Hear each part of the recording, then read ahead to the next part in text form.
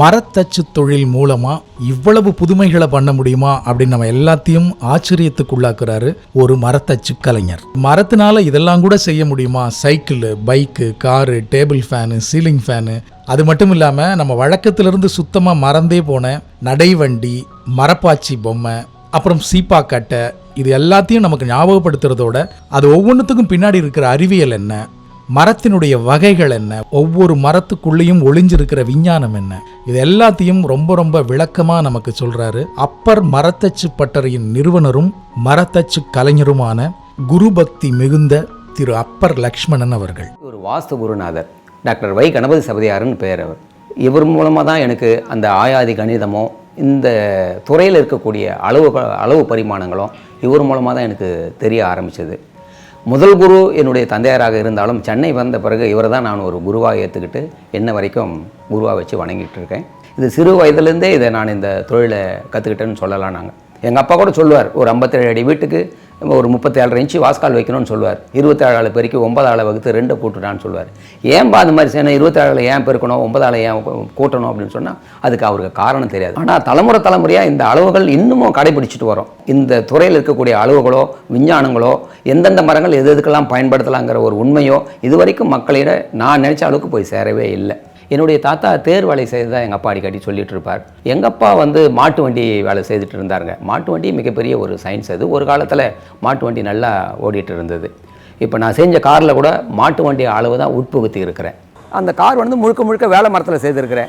இந்த பைக் வேலை மரத்தில் செய்திருக்கிறேன். சைக்கிளும் வேலை மரத்தில் தான் செய்திருக்கேன். அதுக்கு காரணம் ஒவ்வொரு மரத்துக்கும் ஒவ்வொரு மகத்துவம் உண்டு, ஒவ்வொரு தன்மை உண்டு. நான் செய்த காரில் பார்த்தீங்கன்னா சைலன்சர் கூட மரத்துலேயே இருக்கும். டேங்க் மட்டும் இரும்பில் பண்ணியிருக்கிறேன். ஏன்னா அந்த பெட்ரோல் மரத்தில் ஊறுங்கிற ஒரே ஒரு காரணத்துக்காக இது டேங்க் மட்டும் ஒரு இரும்பு பாக்ஸ் ஒன்று பண்ணியிருக்கேன். மற்றெல்லாம் மரத்தால் வேயப்பட்டிருக்கிறது. சாதாரண ஓவியத்தை அப்படியே மரத்தில் வெளியே கொண்டு வந்திருக்கிறேன்.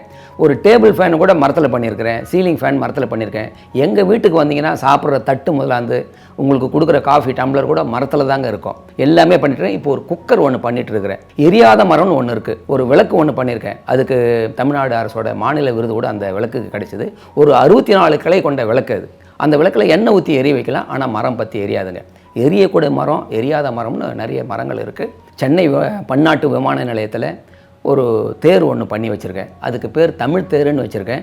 அது நவீனமும் பழைய காலத்து சிற்ப வேலைகளும் ரெண்டும் கலந்து இருக்கும். திருவள்ளுவர் அந்த தேரை ஓட்டுற மாதிரி வரும். சாரதியாக நான் வச்சுருக்கேன். அந்த நம்ம தமிழ்நாட்டு வீர விளையாட்டுக்கள்லாம் மேலே செதுக்கி வச்சுருப்பேன். இந்த மாடு பிடிக்கிறது, கரகாட்டம் ஆடுறது, இந்த மாதிரி நிறைய சிற்பங்கள் செதுக்கி வச்சுருப்பேன். கீழே இருக்கிற வர்க்கத்தில் பார்த்திங்கன்னா இட்லி, இடியாப்பம், தமிழ் உணவுகளாக அடித்து அகப்பை, மத்து, மோர் மத்து, அடுப்பு, துடுப்பு, இந்த மாதிரி விஷயங்களாக நான் நிறைய அடித்து வச்சுருப்பேன். நம்முடைய சாஸ்திரங்களை கடவுளாக தூக்கி வச்சுருப்பேன் சார். ஓலைச்சுவடிகளை கடவுளாக தூக்கி வச்சுருப்பேன். ஒரு தச்சுக்கலை கோயில் முழுக்க இது மரத்தாலேயே வடிவமைக்கப்பட்டது. இந்த கோயிலில் கல்லோ சிமெண்ட்டோ மணலோ இல்லை ஒரு ஆணி கூட கிடையாதுங்க. மரத்தால் செய்யப்பட்ட ஆணி தான், மர ஆணி தான் இதில் உபயோகப்படுத்துகிற மாதிரி இதில் வடிவமைச்சிருக்கிறேன். கடவுள் கிடையாது, எந்த கடவுள் படிமானவங்களும் கிடையாது. எல்லாமே மெடிடேஷன் ஆள் தான். இதில் அளவு தான் சார் இந்த கோயிலோட வடிவமைப்பே. நீங்கள் செல் எடுத்துகிட்டு போனீங்கன்னா 2வது படி 3வது படியெல்லாம் போனால் உங்களுக்கு டவரே வராது. அதில் இந்த அளவு இதில் எலக்ட்ரானிக்ஸ்லாம் எதுவும் கிடையாது. இதனுடைய அளவுகள் அந்த மேலே இருக்கிற ஆகாசத்தை கட்டுப்படுத்தக்கூடிய அளவுகளாக இதில் இந்த அளவுகள் இருக்குது. இந்த மாதிரி அளவு உள்ள கோயில் தமிழ்நாட்டில் 5 கோயில்கள் இன்னமும் நிலையில் இருக்குது. இதில் 5 விதமான கோபுரங்கள் இருக்கும். இந்த ஒவ்வொரு மெடிடேஷன் ஆளும் ஒவ்வொரு வகையான மரத்தில் செய்யப்பட்டிருக்கும். இப்போ உதாரணத்துக்கு இந்த மரம் புங்க மரத்தில் செய்யப்பட்டிருக்கும். அது வேப்ப மரத்தில் செய்யப்பட்டிருக்கும். முழுக்க இது பூவரச மரத்தில் செய்யப்பட்டிருக்கும். இது கிட்டத்தட்ட ஒரு 3000 மரத்தச்சர்களை கொண்டு 3 ஆண்டு காலம் செய்கிறதா இது திட்டமிட்டு இருக்கிறாங்க. இங்கே வந்தால் பிரசாதமாக மரம் கொடுப்பாங்க. அப்பாவுக்கு ஒரு மரம், அம்மாவுக்கு ஒரு மரம். நட்சத்திர பொருத்தம் உலகத்திலேயே மனுஷனுக்கும் மரத்துக்கும் மட்டும்தானே தவிர வேறு எதுக்குமே கிடையாது. உலகத்தில் 27 வகையான மரங்களை பெரியவங்க பகுத்து பிரித்து வச்சுருக்கிறாங்க. அதை தான் இன்றைக்கும் தமிழ்நாட்டில் ஸ்தலங்களில் ஒவ்வொரு கோயிலும் ஸ்தல விருட்சம்னு ஒன்று வச்சுருக்கிறாங்க சார். 12 வருஷத்துக்கு ஒரு முறை கும்பாபிஷேகம் பண்ணணுமா. அப்படி பண்ணலனாக்கா அந்த சாநித்தியம் மொத்தம் மரத்தில் போயிடுமா. இது ஆகம சாஸ்திரம் சொல்லுது. ஆகம சாஸ்திரம் சார், வாஸ்து சாஸ்திரமே சொல்லுது. இதில் உண்மையிலேயே அப்படி தான். 12 வருஷத்துக்கு ஒரு முறை நீங்கள் கும்பாபிஷேகம் பண்ணலன்னா அந்த மரமானது பார்த்திங்கன்னா நல்ல வீரிட்டு பெருசாக வளர ஆரம்பிக்குங்க. அப்போது அந்த சக்தியானது மரத்தில் தான் போய் ஏறுது அப்படிங்கிறது நம்ம கண் கூட நேரடியாக பார்க்க முடியும். இந்த கோயிலை சுற்றி ஒரு மிகப்பெரிய ஒரு அகழி இருக்கும். அந்த அகழியை சுற்றி 240 வகையான கடைகள் இருக்கும். இந்த தச்சுத்துறை சார்ந்த முழுக்க மரத்தால் செய்யப்பட்ட டாய்ஸுங்க. இது அறிவை வளர்க்குறது, ஆன்மீகத்தை வளர்க்குறது. நீங்கள் சொல்கிறீங்களே சின்ன வயசுலேயே செக்ஸை சொல்லிக் கொடுக்கணும், அப்படி இப்படி ஒரு பாடத்தை புகுத்தணும்னு என்னென்னமோ சொல்லிட்டு வரீங்களே, அதெல்லாம் தப்பு சார். எந்த வயசில் செக்ஸை சொல்லிக் கொடுக்கணும்னு சொல்லி இந்த மரத்தச்சர்கள் சொல்லி கொடுத்துருக்குறாங்க. மரப்பாச்சி பொம்மைன்னு ஒன்று செய்து கொடுத்துருப்பாங்க. அந்த மரப்பாச்சி பொம்மை பார்த்தீங்கன்னா ஆண் பொம்மை 9 இன்ச்சு உயரம் இருக்கணும், பெண் பொம்மை வந்து 8 இன்ச்சு உயரம் இருக்கணும்னு சொல்லி எங்கள் பெரியவங்க சொல்லுவாங்க. அதுவும் ஆண் பொம்மையில் பார்த்தீங்கன்னா 2 கை அப்படி நேராக நிற்க வச்சுருக்கோம், பெண் பொம்மை பார்த்தீங்கன்னா கை அப்படி தூக்கணாமல் இருக்கும், கையில் ஒரு ஓட்டை குத்த சொல்லுவாங்க. என்னடா தாவணி போடணுமா, இந்த மாராப்பை மூடணும் அப்படிங்கிறத சொல்லி கொடுத்தது தான் இந்த மரப்பாச்சி பொம்மை. இதுக்கு புத்திரபாகிய மண்டபம்னே பேர். இது முழுக்க முழுக்க புங்க மரத்தில் செய்தது. அங்கே போய் ஒரு மெடிடேஷன் பண்ணிங்கன்னா அந்த மூச்சு காற்றை நீங்கள் ஒரு 10 நாள் 15 நாள் உள்ளே இழுத்தீங்கன்னா அந்த கர்ப்பப்பையை க்ளீன் பண்ணும். அதில் இருக்கக்கூடிய அந்த பொம்மைகள் எப்படிலாம் உறவு கொள்ளலாங்கிறது அந்த காலத்திலே செதுக்கி வச்சுருக்காங்க. எத்தனையோ கோயில்களில் இருக்குது, தேரில் இருக்குது. அது எல்லா பத்ததையும் இந்த கோயிலில் நாங்கள் செதுக்கி வச்சுருவோம் சார். நாங்கள் இந்த கோயிலே பார்த்தீங்கன்னா ஒரு மனுஷனை படுக்க வச்சா எப்படி இருக்குமோ அதனுடைய அமைப்பு தான் சார் இது. நடவண்டின்னு ஒரு பொருள் உண்டு, அது இந்த இதில் கிடைக்கும். உங்கள் பேர பிள்ளைகளுக்கோ உங்கள் பிள்ளைகளுக்கோ ஒரு நடவண்டியை நீங்கள் வாங்கி கொடுக்கணும். அந்த நடவண்டியை நீங்கள் பிடிக்கணும், பையனை வச்சு ஓட்டுற மாதிரி ஒரு ஃபோட்டோ எடுத்து நீங்கள் மாட்டணும் சார். அப்பா வந்து நடக்க கற்றுக் கொடுத்தாரு, நமக்கு தான் அப்பா தான் நமக்கு நடக்க கற்றுக் கொடுத்தாருன்னு சொல்லி அவன் வளர வளர பார்த்தா கூட அது தெரியணும். அது எந்தெந்த குழந்தைகளை நெடுக்கலை ஆடணும், எந்தெந்த குழந்தைகளை குறுக்கள் ஆடணும்னு எங்கள் பெரியவங்க அருமையாகவே சொல்லி வச்சுருக்கிறாங்க. ஏன் தொட்டியில் போடணும், ஏன் தூளியில் போடணும், இப்போ ஸ்ப்ரிங் போட்டு கட்டி மேலும் கீழே ஆட்டி விடுறாங்க. அது மாதிரி ஆட்டவே கூடாது. ஒன்று பக்க வாட்டில் ஆட்டலாம், இல்லை தலையையும் காலம் அந்த மாதிரி நெடுக்கு வாட்டில் ஆட்டலாம். மேலேயும் கீழே நீங்கள் ஆட்டினீங்கன்னா குழந்தை மயங்கி விழுந்துருன்னு அர்த்தம், தூங்குதுன்னு அர்த்தம் கிடையாது. அது மயக்கம் போட்டு விடுது. அது இந்த குழந்தைக்கு என்ன ஆகும், தூக்கி போட்டு நீங்கள் வேலைக்கு போகணுன்றதுக்காக எந்த வேலை செய்யலாமா, தப்புங்க அது. அதனால தான் அந்த காலத்தில் தொட்டிலும் செய்து கொடுத்தாங்க. அதே மாதிரி கொஞ்சம் வளர்ந்த பிறகு பல் முளைக்கிற காலத்தில் சீப்பாங்கட்டுன்னு ஒன்று கொடுப்பாங்க சார். எங்கள் அப்பா சொல்லுவார், கட்டை வரல சப்பனா என்ன மரத்தில் கொடுக்கணும், நடுவரில் மோதிரம் சப்பனா என்ன மரத்தில் கொடுக்கணும், சுண்டு வரலும் மோதிரம் என்ன மரத்தில் கொடுக்கணும் அப்படின்னு சொல்லி அதுக்குன்னு தனித்தனியாக மரங்களை எங்களுக்கு சொல்லி கொடுத்துட்டு போயிருக்கிறாங்க.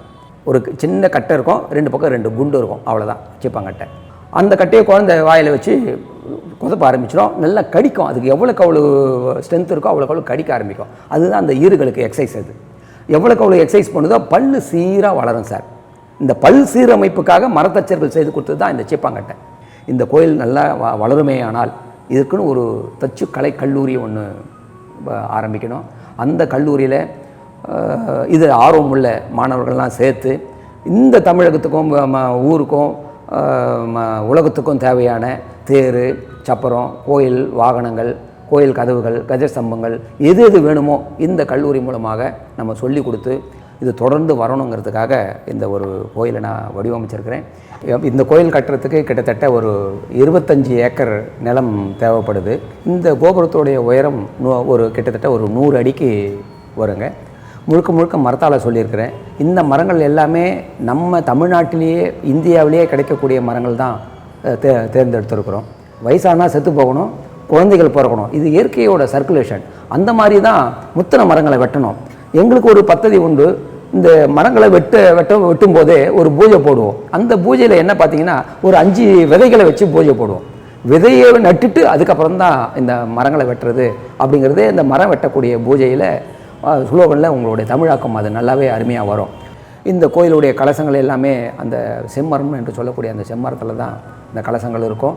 மற்ற பாகங்கள்லாம் கூட இந்த செம்மரங்களும் வாசனை மிகுந்த மரங்களும் இந்த கோயிலில் உள்ள புகுத்தி இருக்கும். இந்த துறை சார்ந்த என்னுடைய முன்னோர்கள் யாருமே ஏட்டறிவை பெறவே இல்லை சார். என்னுடைய முன்னோர்கள் ஏட்டறிவு பெறாதனால அவங்கக்கிட்ட இருக்கிற அந்த விஞ்ஞானமும் சயின்ஸும் தொழில்நுட்பமும் அனுபவங்களும் அவங்க எழுதி வைக்கலை சார். அது எழுதி வைக்கிறதுனால அடுத்த தலைமுறைக்கு போய் வந்து சேரவே இல்லை. 10 வகையான புத்தகங்கள் நான் இந்த தச்சுத்துறை சம்பந்தமான புத்தகங்கள் 10 வகையான புத்தகங்கள் போட்டிருக்கிறேன். ட்ரைனிங் இன்ஸ்டியூட் மாதிரி இங்கே நடத்திட்டு இருக்கிறோம். இதில் கிட்டத்தட்ட ஒரு 60-67 பிள்ளைகள் இங்கே படித்து வெளியே போயிருக்கிறாங்க. இன்னும் இங்கே ட்ரைனிங் எடுத்துகிட்டு இருக்கிறாங்க. அடுத்த தலைமுறை கொண்டு போகிறதுக்கான ஒரு முயற்சி, ஒரு சாம்பிளாக இதை நான் பார்த்துட்ருக்கிறேன்.